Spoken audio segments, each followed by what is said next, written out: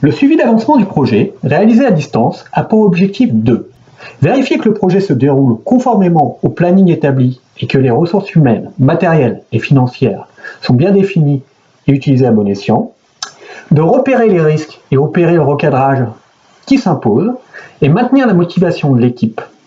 Comme outil de suivi, 2 types de réunions seront institutionnalisés. Une réunion hebdomadaire avec chaque entité permettant de suivre l'état d'avancement des tâches et de traiter les problèmes rencontrés, l'objectif étant de permettre au projet de progresser quotidiennement, et une réunion mensuelle regroupant toutes les entités dans le but de communiquer sur l'avancement de chaque entité.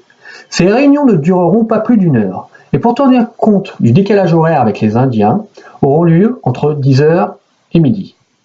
L'espéranto sera l'anglais, aussi bien pour les réunions que la documentation à produire. Dans le but de progresser tout au long du projet, une démarche d'amélioration continue sera mise en place.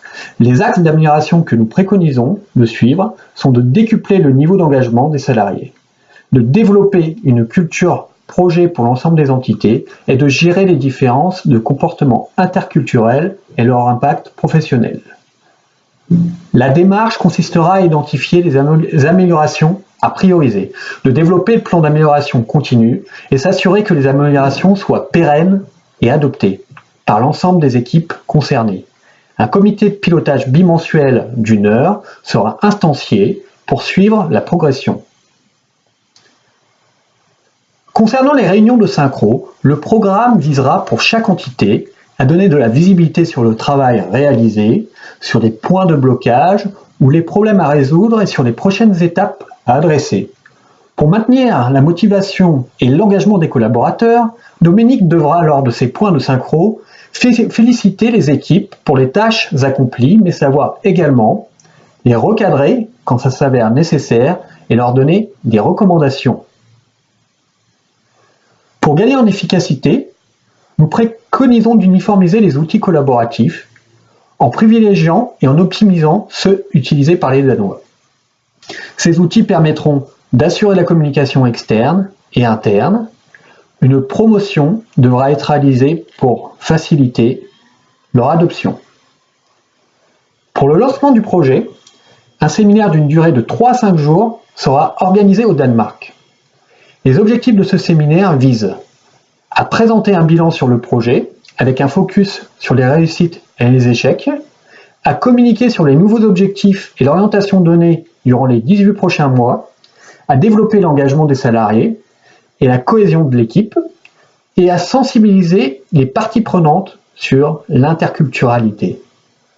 Durant ces temps forts, toutes les parties prenantes du projet devront être présentes.